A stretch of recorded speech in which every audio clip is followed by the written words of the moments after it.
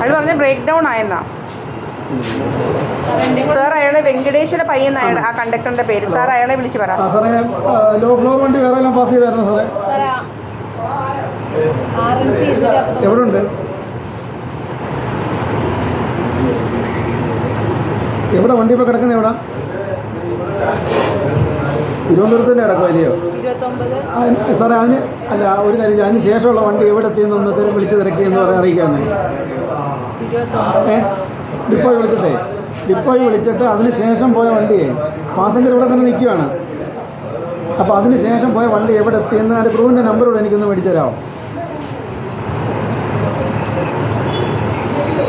അത് സാറ് കൊടുത്തില്ലേ, ഒന്ന് വിളിച്ച് നോക്കിയിട്ടൊന്ന് അറിയിക്കേ.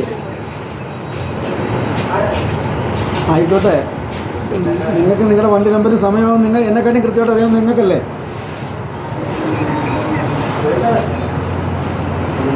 ചിലപ്പോൾ നിങ്ങളുടെ വണ്ടി ഏതാ വീഡിയോ അത് തന്നെ. അപ്പോൾ അവിടെ നിന്ന് വിട്ട ടൈം നമുക്കറിയാമല്ലോ.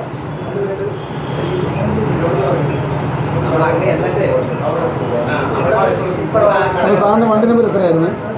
ജയൻ 132.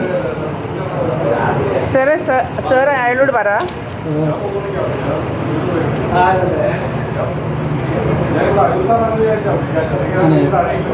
സെൻട്രലിൽ ഒന്ന് വിളിക്കട്ടെ.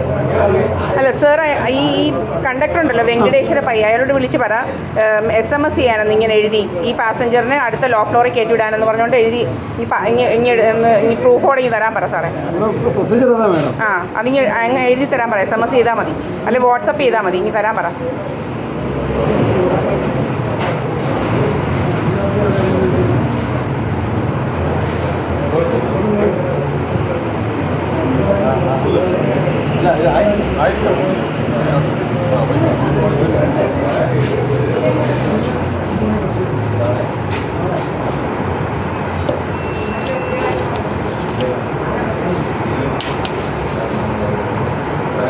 ഹലോ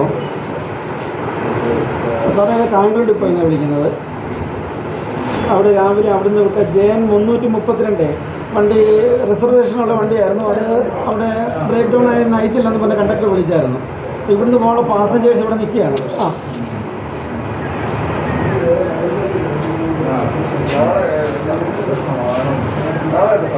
റീഫണ്ടിൻ്റെ കാര്യമൊന്നും അവർ പറഞ്ഞില്ല. ഞാൻ ആ യാത്രക്കാരെ കൊടുക്കാം സാറേ ഫോണ്. ഹലോ. ആ ഹലോ, റീഫണ്ട് വേണ്ട, ഞങ്ങൾക്ക് ഞങ്ങൾക്ക് എറണാകുളത്തിന് പോകാനാ. ആ ആ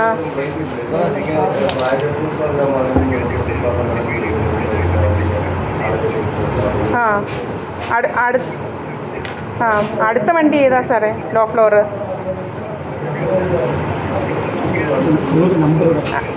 ആ ആ ആ ആ ആ അതുകൊണ്ട് കൊടുക്കാൻ പറഞ്ഞേരി സാറിനോടെ.